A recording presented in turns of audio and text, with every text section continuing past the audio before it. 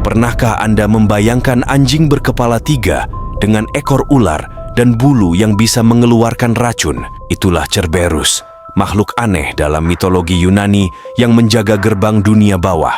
Apa yang membuatnya begitu unik dan menakutkan? Mari kita ungkap keanehan dan misteri Cerberus bersama. Cerberus adalah anjing penjaga dunia bawah dalam mitologi Yunani.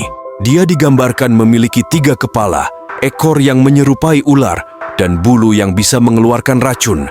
Menurut legenda, tugas utama Cerberus adalah menjaga gerbang Hades, memastikan bahwa roh-roh yang telah meninggal tidak bisa keluar, dan mencegah yang hidup masuk ke dunia bawah. Cerberus adalah salah satu anak dari Typhon dan Echidna, 2 makhluk mengerikan yang sering disebut sebagai bapak dan ibu dari segala monster dalam mitologi Yunani. Saudaranya termasuk Hydra, Chimera, dan Sphinx. Semua saudara Cerberus memiliki ciri khas yang menakutkan dan masing-masing memiliki peran penting dalam berbagai mitos Yunani. Dalam mitologi Yunani, Cerberus sering muncul dalam berbagai cerita dan legenda. Salah satu yang paling terkenal adalah kisah tentang Hercules. Sebagai bagian dari 12 tugasnya, Hercules harus menangkap Cerberus dan membawanya ke dunia atas tanpa menggunakan senjata. Meskipun tampaknya mustahil, Hercules berhasil menyelesaikan tugas ini dengan mengandalkan kekuatan dan kecerdikannya. Tugas ke-12 Hercules adalah membawa Cerberus dari dunia bawah ke dunia manusia. Hercules harus mendapatkan izin dari Hades, dewa dunia bawah, untuk membawa Cerberus. Setelah mendapatkan izin, Hercules berhasil menangkap Cerberus dengan menggunakan kekuatannya yang luar biasa. Hercules kemudian membawa Cerberus ke Raja Eurystheus, yang terkejut dan ketakutan melihat makhluk tersebut. Setelah menunjukkan Cerberus, Hercules dengan aman mengembalikan anjing penjaga itu ke Hades.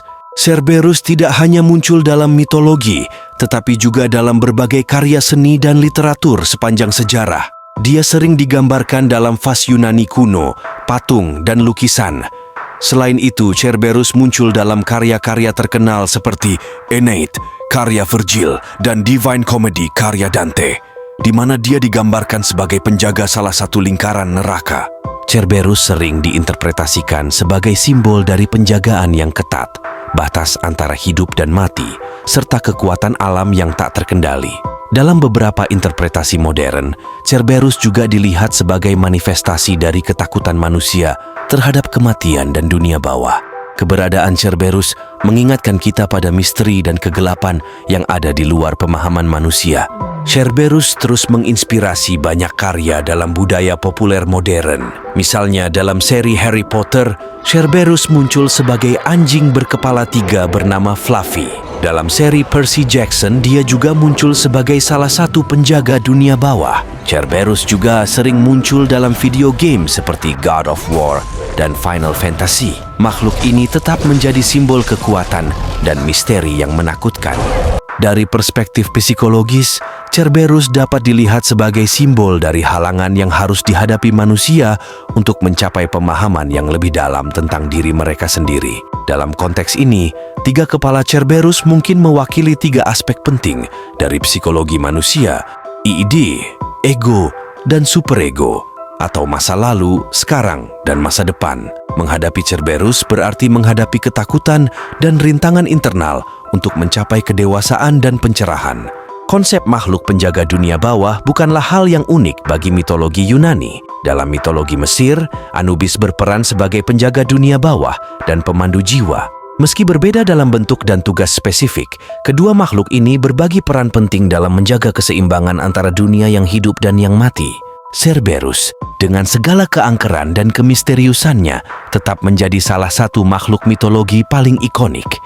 Dia adalah penjaga setia Hades, pengingat akan kekuatan dan misteri dunia bawah, dan simbol dari berbagai ketakutan dan tantangan yang kita hadapi dalam hidup. Dengan memahami mitos dan legenda seperti Cerberus, kita tidak hanya menggali kisah-kisah kuno, tetapi juga menemukan refleksi dari diri kita sendiri dan dunia di sekitar kita.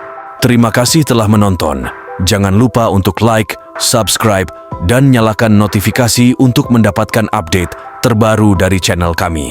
Tinggalkan komentar di bawah jika ada mitos atau legenda lain yang ingin kalian ketahui lebih lanjut. Sampai jumpa di video berikutnya.